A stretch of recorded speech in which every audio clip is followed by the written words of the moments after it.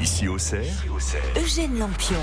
C'est une Quercus arnulienne et fière de l'être que nous accueillons. Bonjour Nicole. Bonjour. Alors autant dire que quand on voit le nom écrit au début, on se demande si on va réussir à le prononcer du premier coup. Je me suis bien entraîné, je suis content. Ange Bisset ne connaît pas les Quercus arnuliens et les Quercus arnuliennes alors que vous habitez dans quelle commune finalement ? Enfin dans quel village, pardon ? Alors j'habite le village de Chêne-Arnoux, mais je vais vous créer une complexité supplémentaire parce qu'hier, j'ai appris que c'était peut-être pas Quercus arnulien, que c'était peut-être Quercy arnulfien que nous étions. Mince, faut qu'on recommence l'émission. Alors, moi, j'habite ici depuis 4 ans bientôt et j'ai découvert ce nom étrange en arrivant grâce à un site internet très bien fait par un voisin.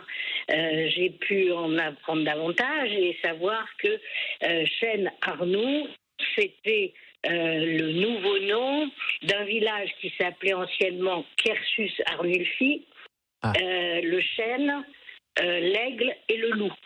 Petite chaînée de l'aigle et du loup, qui au fil du temps, parce qu'on est un village qui date du XIe siècle, au fil du temps, le nom a changé, mais est resté toujours avec apparemment cette étymologie du chêne, du loup et de l'aigle. D'accord. Alors ça, Ange Bisset, ça vous paraît tout à fait cohérent ? Ça me paraît cohérent avec un phénomène de mode, un loisir, disons. Alors, faut mettre les choses au point. D'abord, il n'y a aucune obligation à avoir un gentilé, à avoir un dérivé. C'est une mode récente de vouloir en créer. Il n'y en avait très peu, en fait, que pour les grandes villes en général. Et même au niveau, si on se place au niveau mondial, il y a des tas de grandes villes qui n'ont pas de gentilé. Ouais. Mais alors là, par exemple, quand Nicole vous dites, avant ça s'appelait Quercy ou Quercus. Alors, comme c'est la mode. Quercus arnulfi. Mais à ce moment-là, on disait pas que les gens qui habitaient là-bas étaient des Quercus Absolument pas. arnuliens. Non, pas du tout. Et comme c'est la mode, il y a des gens qui s'amusent, ils ont raison, c'est un loisir. Il faut savoir aussi que le gentilé n'a aucune valeur légale. Il y a des usages, bien entendu. Rouen, Rouennais, Paris, Parisien, c'est un usage, c'est purement, c'est un phénomène linguistique, mais qui n'a aucune légalité. Alors il y a une fierté quand même en prenant un gentilé, on se dit là c'est chez moi quoi. C'est ça Nicole, quand vous le prononcez ce mot, vous êtes un peu fier, vous frimez ou... Alors attendez, on va écouter Nicole. Je surprends. En général, je surprends effectivement. C'est fait pour. Mais non, je trouve ça accroché à l'histoire du nom du village.